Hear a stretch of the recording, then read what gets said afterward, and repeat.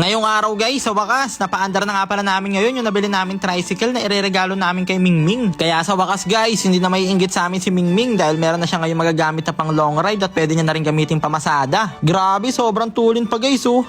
Baka Mingming yan. What's up sa inyo mga itik? Ngayong araw guys, available na nga pala ulit ngayon yung paninda ni Kuya Mac.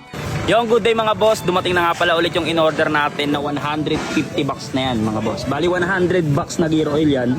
Tapos 50 bucks na pork oil. Sa mga naubusan dyan, meron na ulit tayong stock na binababa na natin. Dami-dami yan.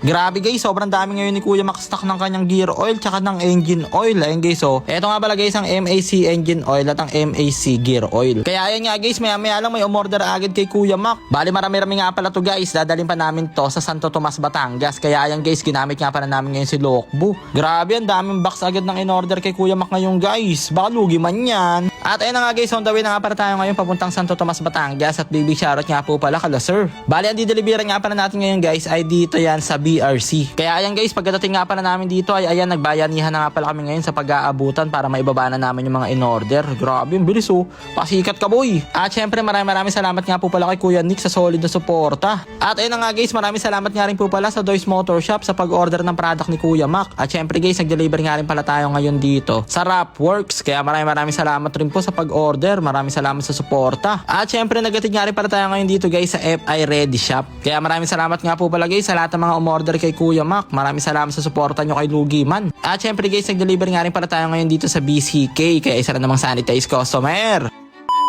At ayun na nga guys, after nga pala natin matapos lahat ng deliver ay ayan, dinala na nga pala natin ngayon dito sa motor shop ni Kuya Mac yung nabili namin na tricycle ni Mingming. Bali nabili nga pala namin to guys ang second hand, tapos medyo na-stuck na siya, pero ayos pa naman to dati guys bago siya masira. Tsaka ang kagandaan dito guys, running condition naman siya basta itutulak mo lang. Pero syempre guys, dahil regalo nga pala natin to kay Mingming at isusurprise natin siya kapag ibibigay na natin to, naisip namin guys na mas maganda na gumagana na muna to or umaandar na siya bago namin ibigay kay Mingming, para talaga nga naman gagamitin niya na lang or ipampapasada niya na lang. Pero depende pa rin naman kay Mingming guys kung gusto niya ba tong ipamasada or pang long ride.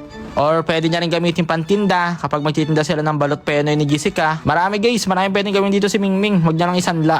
Pero ayan guys, syempre papaganahin na nga pala muna natin to ngayon para talaga nga namang masaya si Mingming kapag binigay na natin to sa kanya. Madali lang din naman paanda rin to guys. Ayun o, mga 67 na hatak lang ni Baron, tapos ayan, pinulikat na siya. Kaya ayan guys, tamang 20 kalikot nga pala ngayon si Baron dito. Bali may ginalaw-galaw lang sila sa makina, sa karburador. Tapos yung gulong guys, syempre pinalitan na nga rin pala natin ng bago. Dahil warak na rin guys yung dati niyang gulong. Pero ngayon guys, dahil bago na yan, talagang ready na si Mingming mag long ride. At ayun na nga guys, maya lang sa wakas, goods na. Napagana na nila Kuya Mac tsaka ni Baron yung makina. Kaya ayun na nga guys, sobrang excited na kami. Kaya ayan, iti-test drive na agad to ni Kuya Mac para malaman kung running condition na ba siya talaga. Grabe, napakaangas nga ng tindigan guys. Tapos napakalakas sumatak ng makina. Kaya talaga nga naman mukhang hindi mabibitin si Mingming dito guys at hindi sila magtutulak ni Jessica. Grabe, napakatuling guys oh.